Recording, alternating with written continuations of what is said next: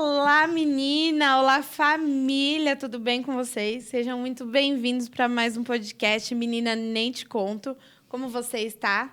Eu vou ficar melhor ainda se você curtir, comentar, compartilhar. Manda para sua amiga, manda para sua família, fala, vem ver a novidade que tem. Esse mês, e acredito que o mês que vem, né? Talvez o outro também. Talvez o outro também. Nós estamos numa série muito legal. Se você já assistiu os nossos episódios anteriores, você já sabe. Nós estamos conversando com as esposas dos nossos pastores. Está sendo muito divertido. E antes de eu te falar quem que está aqui hoje, a gente faz um suspense, fingir que você não sabe. Tudo bem, amiga Sara? Tudo bem, graças a Deus. Tudo bem, meninas? Eu e a Sara, vocês já conhecem, né? A gente já tá estão aqui, ó, cansados tá na de conhecer tela. a gente. Não tem como. Daqui uns dias eles vão entrar e vão falar assim, tem como mudar? Não se apresentar, mas não. A gente não muda. Mas vamos lá. Vou apresentar para vocês nossa convidada de hoje. Tudo bem? Essa é internacional, antes de apresentar. Essa foi difícil. Ela veio só para gravar. Brincadeira. A gente viu ela na igreja e falou, Tassi, essa semana. Tudo bem, Angélica? Tudo bem, tudo bem. Se você não conhece, a Angélica é a esposa do nosso pastor Ferrari, pastor Alessandro Ferrari. É um privilégio muito grande ter você aqui. É uma alegria, né? Sim. Ter você aqui. Na verdade, quando a gente começou, a gente ainda falou, né? Como que a gente vai gravar com a Angélica? Porque a gente queria incluir todas as né? esposas. É. E a gente falou, e a Angélica? A hora que a Sara falou, tá, se a Angélica tá aí, eu falei, não, vamos correr. Vamos correr que a gente não pode perder. Agora a gente consegue. Chegou, né? Chegou. Muito sim. bom ter você aqui, viu? O prazer é meu de estar aqui e muito feliz, né? Com muitas saudades. Muito bom estar com vocês, estar na igreja, né? E nessa época, muito boa. Né? Isso. Vamos lá? Vamos. Hoje a gente vai fazer uma entrevista. Ok. Ai, eu tô É de frente com o Tassi hoje. É de frente com o Menina Nem Te Conto. Eu tô gostando desse negócio, viu? Angélica, se apresenta um pouco pra gente. Fala um pouquinho sobre você, qual é a sua profissão, sobre os seus filhos. A gente finge que a gente não sabe. Família que favorita. a gente não cresceu junto Não. com eles aqui na igreja. Tá bom. É. Mas fala um pouquinho pra gente. Não sei se eu sou mais conhecida do que o pastor, né? Acho que não. Ele realmente esteve, né, toda a adolescência dele na igreja, né? Foi criado e eu cheguei depois. Uhum. Eu sou Angélica Ferrari, né? Esposa do pastor Alessandro Ferrari, mãe do Caleb e mãe da Natália Ferrari. Então, eles são conhecidos porque nasceram na igreja, cresceram, né? E, assim, um privilégio muito grande poder tê-los, né, aqui na igreja. E assim, para mim, foi um presente divino, né, poder me converter assim com uma idade mais avançada, porque eu não passei a adolescência na igreja, né? A minha juventude também foi uma parte, né, no mundo. E depois, né, que eu conheci o pastor e que eu vim casar com ele e fazer parte da primeira igreja batista de Jundiaí. Hoje vocês moram Nós moramos na Bélgica. meio lá, meio cá. A gente tenta, né, vir, né, umas 3 vezes no ano. E teve a pandemia, então ficou mais complicado, né? Então, quando ele também está trabalhando por aqui, eu pego uma carona Dá uma fugidinha. e aterriço aqui na igreja em Jundiaí, que é onde a gente ama, né? Eu nasci em Jundiaí, então coração é verde e amarelo, né? Lá na Bélgica, vocês participam de alguma igreja lá? Como que é? Conta pra gente. Sim, a gente tem uma igreja, né, bem menor, né, uma igreja pequenininha. É gostoso, é uma igreja bem diferente da nossa aqui, porque a gente está acostumado com uma coisa muito grande aqui, né? Aqui Uma tudo é muito proporção, grande, né? Sim, muita gente, né? E a gente estranhou, porque realmente é tudo diferente da Europa, né? Então, no Brasil, a gente vê que tudo acontece, né? Nós temos liberdade, é muito bom. E lá a gente está conhecendo algumas coisas e é bom, algo assim aconchegante, né? Mas a gente sente muita falta também daqui, né? Mas Deus está presente em tudo, a gente sente, né, que o Espírito Santo está ali atuando, Jesus é a presença mesmo, né? Você vai orar. Está em nós, né?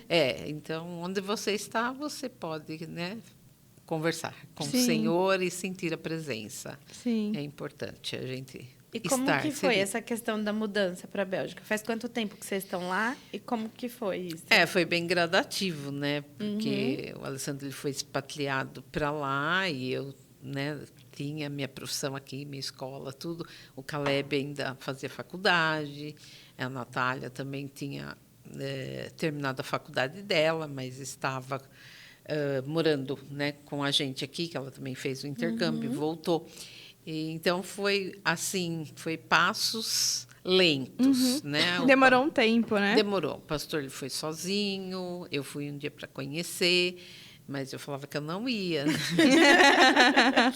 Eu falava, eu não vou. Né?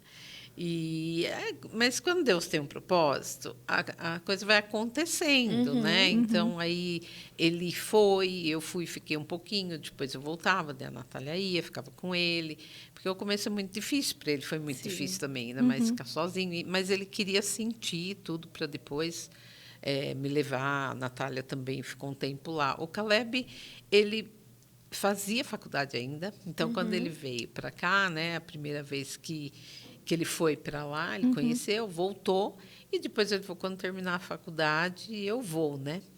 E realmente ele foi e ficou. Ele não voltou. Eu fui com ele uma vez, e aí ele não voltou, ele ficou. Mas eu acho que nada fugiu dos propósitos do Senhor, né? Sim. Assim, já estava tudo determinado, né? Deus já tinha preparado tudo. Não adianta querer lutar com aquilo que Deus já decidiu, é assim que vai ser. Deus só vai mudando o coração, assim, né? Vai mudando e você fala assim, hoje não vai dar certo, eu preciso falar com o Senhor. Será que eu posso voltar? E você ora, fala, não, é um propósito, eu tenho que estar ao lado do meu marido, eu tenho que dar força para meus filhos, porque você viveu uma vida inteira num país e, de repente, você vai para um lugar totalmente diferente, é muito difícil, né? é muito difícil. Costumes, né? Assim, as pessoas, você não conhecer ninguém, o idioma, tudo, né? E a gente morou em Bruxelas, depois agora a gente mudou mais para perto do Caleb, né? Que daí ele se casou e está mais trabalha em Luxemburgo, então a gente mora na divisa agora entre Bélgica e Luxemburgo. Mas é uma coisa que você fala, se você for pontuar tudo, você fala, eu não iria, eu não faria, eu não estaria aqui, mas não é você que faz, né? Então Deus fala, não, você vai acontecer assim. E os nossos planos, a gente não tem noção do que a gente pede, ou do que você vai enfrentar, ou do que você não vai enfrentar. E do que Deus já preparou, né? Aí você fala, poxa, né? Por que eu tenho que me preocupar? Porque nós somos assim, ansiosos, querendo resolver tudo. Né? Mas se a coisa está acontecendo, é porque realmente Deus já preparou. Então, não tenho por que temer. Então, é o tempo de adaptação. É o tempo de você esperar que as coisas vão se ajeitar, né? Mas é aquele jeitinho que todo mundo quer dar antes. Quer dar um jeitinho, Deus né? finalizar, né? Então, agora que eu estou mais adaptada, né? Faz quanto tempo que vocês estão lá? Em toda a trajetória, assim, porque como eu não fui de início, Sim. tudo, então já está quase no 7º ano, né? Então, aconteceu, eu ia, ficava um pouquinho lá, 2 meses lá, 3 aqui, então foi, assim, uns 3 anos de idas e voltas, né? Até porque você tinha uma escola aqui também, né? Sim, e aí o que acontecia? Eu tinha que vir e, ao mesmo tempo, eu trabalhava de lá, online, e a gente revezava, porque a Natália trabalhava comigo também. Então, a gente dava uma revezada para não deixar o pastor sozinho lá. Sim. Então, quando ele estava viajando muito para outros países, a gente corria para cá. Voltava para casa. A gente voltava para casa. E quando ele estava por lá, também era muito difícil ele ficar sozinho, né? Porque até a moradia mesmo, nós já mudamos 3 vezes, né? Então, ele estava pela empresa, no lugar que era a cidade que ele tinha que estar, né, localizado. Depois, a gente conseguiu mudar para Waterloo, que é bem menorzinho, mais fácil de se ajeitar ali do que Bruxelas, né, que é bem complicado. E aí, nós estamos agora em Arlon, que é a última cidade ali da divisa, Bélgica e Luxemburgo. Então, agora já ficou mais fácil, porque, né, o Caleb também mora ali. Então, Tá mais pertinho também. Está mais perto. A Natália mora ali perto Não, a também. Natália mora nos Estados Unidos. Então, Do outro lado. não, no outro da travessa. Aqui. Estamos todos separados. Né? E ela se casou, né, na Bélgica, mas ela foi embora para os Estados Unidos. O marido dela é americano, né? Então, daí ela se mudou. No Cada um seguindo a sua vida. Eu acho que ela batalhou por isso também, ela orou por isso, que ela gostaria muito de morar lá, e ela encontrou o marido dela, americano, na igreja, em Waterloo. Ela conheceu ele lá na igreja, se casou, morou perto da gente um tempo, e depois eles resolveram ir embora, né? A família dele é de lá, né? Então, mas tudo certo. E os planos de Deus são tão perfeitos, né? Que mesmo com a dificuldade de ir totalmente para lá com a família, sim, foi lá que a Natália encontrou, né? O marido dela. foi lá que Deus preparou. Exato. O Caleb também, né? Não, A Thaís. a Thaís, é daqui. ela é daqui. Ah. Thaís, ele já Mas ele namorava também na se encontrou faculdade. lá também, né? Não, eles namoravam aqui, né? E aí ele foi para lá, se ajeitou lá quando ele arrumou um emprego, daí ela terminou a faculdade, aí ela foi embora para lá para casar mesmo lá. Que bem. Fala um pouquinho pra gente agora, Angélica, como foi a sua conversão? Você já falou pra gente que você não passou a sua adolescência, nem a sua parte da sua juventude, né? Mas como que foi, assim, a sua conversão? A gente acabou de gravar com a Zumira, e a Zumira também tem uma história bem parecida, né? Porque ela também não passou a adolescência dela, nem a juventude na igreja, né? Isso. Conta pra gente como que foi. Na verdade, assim, minha família inteira, né? Tanto meu pai faleceu quando eu tinha 40 dias, então a família dele era toda de Araraquara. E tinha alguns tios e tias que eram evangélicos lá, né? E outros não. E eles me criaram assim meio que distante, né? Minha mãe tinha que me levar para lá ou trazer para cá, eles vinham. E o que acontecia? Aqui da minha família, da minha mãe, ninguém era evangélico, ninguém. E a gente morava aqui em Jundiaí mesmo. Então, aquela coisa, né? Nós somos católicos, mas ia de vez em quando, né? Não praticantes. Não, vai, né? Você fala, não, eu vou, tudo bem, a igreja, mas não tinha aquela compromisso, né? Aquela rotina que eu vinha conhecer depois, né? E a minha conversão foi assim, um pouquinho complicada, porque, né, a palavra de Deus fala que se você não vem pelo amor, você vem pela dor, né? E eu vim pela dor, né? O que aconteceu? Minha mãe teve um câncer, né, que apareceu de repente, e eu já era jovem, tinha uns 24 anos, 24 para 20, e era só eu e ela. Né? Então, ela sofreu 2 anos com essa doença, eu tinha que estar o tempo todo trabalhando e suprindo o medicamento, tudo. Né? Então, foi muito complicado. E como eu era sozinha, eu e ela, e tinha algumas tias, né, e tios, irmãos dela, que às vezes nos ajudavam, né, assim, até ficar em hospital, alguma coisa assim. Mas eu era muito perdida, assim, porque quando você está dentro de uma situação muito complicada, como uma doença, você pensa assim, o que eu vou fazer agora? Se sou eu e ela. Então, o que vai acontecer? Se acontecer algo para ela, eu vou ficar sozinha. Né? Então, eu pensava assim, gente, como que vai acontecer? E você, né, você não tem um porto seguro. Então, o que acontecia? Eu falava, gente, o que vai acontecer comigo agora? Mas, como Deus, né, ele já nos conhece, nos formou no ventre, né, das nossas mães e sabe todos os nossos dias, do fio de cabelo, né, que nenhum cai sem a permissão dele. E quando eu pensei que eu estava totalmente perdida, desesperada pela situação, eu tive uma prima e um primo que frequentavam a primeira igreja batista ali no Torres Neves. E eles foram na minha casa e nos convidou, eu e a minha mãe, para vir visitar a igreja. E quando você está com um problema e na dor, você vai. Você vai. E qualquer ajuda é bem-vinda, né? E assim, eu estava bem cega mesmo, sabe? Eu não sabia para que lado eu ia, o que eu fazia, né?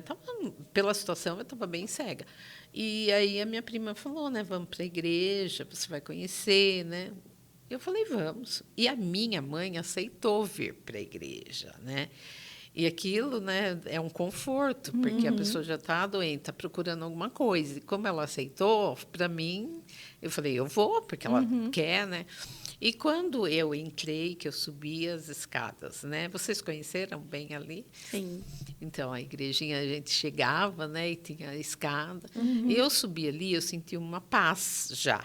Eu já senti algo que mudou, de eu pisar naquelas escadas e subir. Quando eu cheguei lá em cima, estava eu, minha mãe e esse casal, meus primos.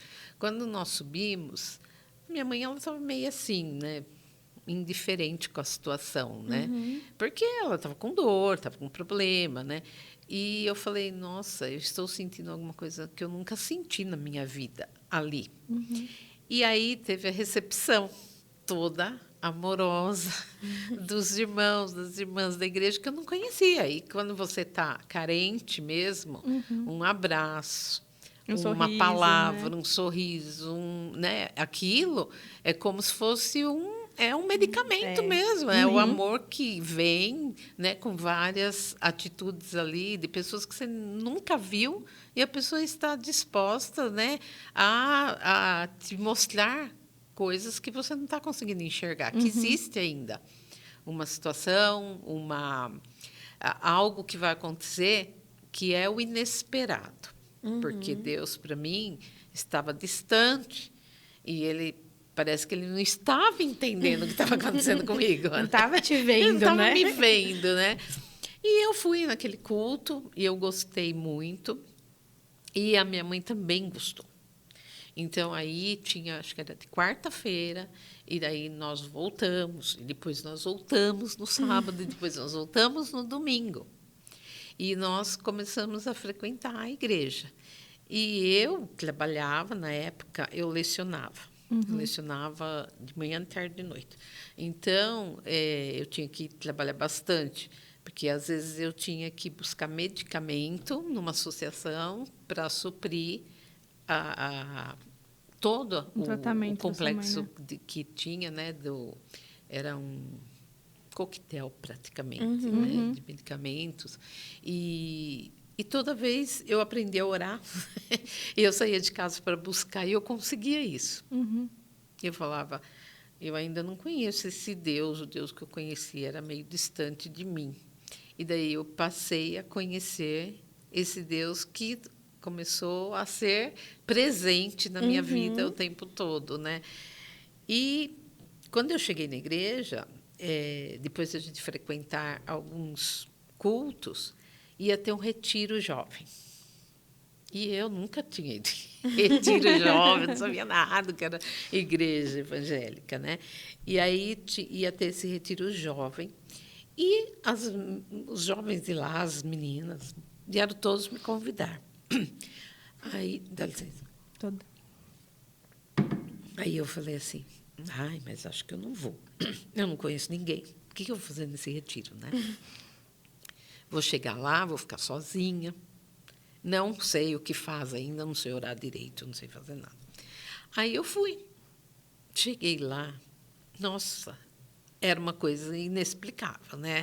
Era um derramar de poder, era louvores que eu nunca vi, e eu fui envolvida por aquilo, sem contar realmente o amor de quem estava lá e das irmãs que eu tenho até hoje, que moram no meu coração, né, que me apoiaram. Então, a gente começou a perceber que existia algo muito diferente de tudo que eu tinha vivido até praticamente 24, 25 anos. E, por falar em adolescência, né, a minha adolescência foi no mundo. Foi no mundo.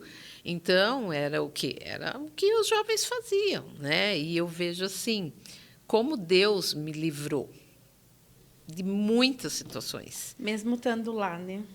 Mesmo estando lá. Porque se ele não estivesse me livrando das situações, eu poderia ter entrado em algumas situações que não é, né? Como vocês falam para os adolescentes, na minha época, eu não ouvia tudo isso que tem aqui hoje, que instrui, né? As instruções, as palestras, tudo que fala para os adolescentes. Eu não tive isso, né? Então, como eu não tinha irmãos também, então o que acontecia? Eu não tinha muito acesso a muitas coisas. Era assim, eu tinha amigos, eu tinha amigas, mas era assim, vamos passear, vamos viajar, vamos na discoteca, vamos no restaurante, vamos... Tudo bem, graças a Deus, eu não fiz nada de errado assim, mas eu percebo assim, por que eu não caí em nenhuma situação? Porque Deus tinha um propósito e Deus estava cuidando sempre em todas as situações da minha vida. E aí, quando, né, passando da adolescência para a fase adulta, né, jovem mesmo, que daí eu já... Foi essa situação que eu vivenciei da doença. Eu tive que amadurecer muito rápido, né? Tive que, não teve jeito, né? Tive que arcar ali com toda a situação. E, de repente, o que aconteceu? Posso falar do meu marido já? Pode. Então, aí, o meu marido, o pastor Ferrari, ele já era do grupo de oração. Na época, tinha um grupo e todo final de culto eles ficavam na frente do púlpito, né, esperando as pessoas que queriam oração. Sim. E a minha mãe olhou para ele, que era bem mais jovem que eu, olhou para ele e falou assim: aquele mocinho ali, eu quero oração com ele. Aí eu falei: tá bom, né? Tá bom, vai lá pedir oração para ele. E toda vez ela queria, no grupo de oração, que ele orasse por ela.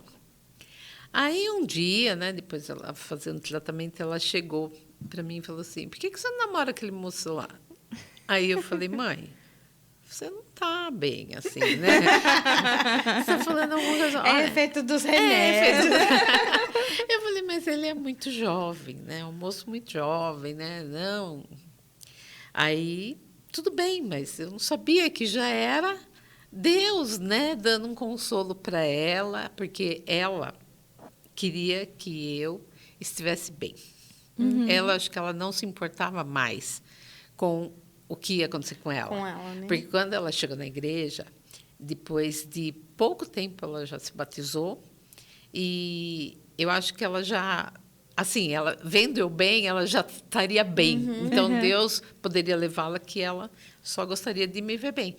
E aí, eu falei assim: ok, vamos, toda vez que vem aqui na igreja, se pede oração. E aí, quando ela ficava internada, ele ia no hospital, porque ele fazia visitação no hospital também. E ele ia e orava por ela, e ela pedia para ser ele. Manda o Alessandro vir aqui orar por mim.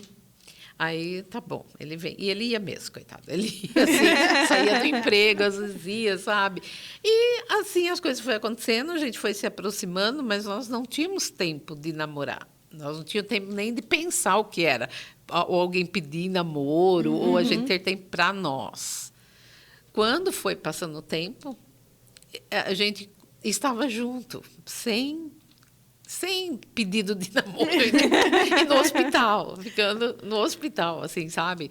De apoio mesmo, era mais que um amigo, né? E naquela situação toda foi acontecendo, e daí eu vejo como Deus age, como Ele quer, e às vezes você nem percebe. A situação acontece, você não percebe o porquê, nem o que está acontecendo. E foi algo assim que acho que nem ele nem eu nós percebemos. Antes da gente continuar, olha que interessante, presta atenção. a Zulmira conheceu o pastor Roberto no cemitério. Verdade. A Angélica começou a desenvolver o relacionamento com o pastor no hospital. Então, antes de você continuar me contando, eu vou parar por aqui, porque eu quero que você saiba como que vai terminar essa história. Tá interessante pra você? Porque pra mim tá interessante. Eu já tô curiosa para as próximas esposas, onde vão ser o local. Eu tinha que parar, mas eu tava curiosa pra saber, entendeu? Corta agora ou não? Mas então vamos fazer o seguinte, só pra segurar a audiência, a gente vai continuar essa história no próximo episódio, tá bom? Só para você não esquecer de curtir, comentar, compartilha e manda assim, ó, é só a parte 1. Então tá só começando. Volta aqui para você saber como termina essa história. Certo? Certo. Ó, um beijo para você. Não esquece, volta semana que vem pra gente saber como vai terminar essa história, hein? Beijo para vocês. Tchau, tchau. Tchau, tchau.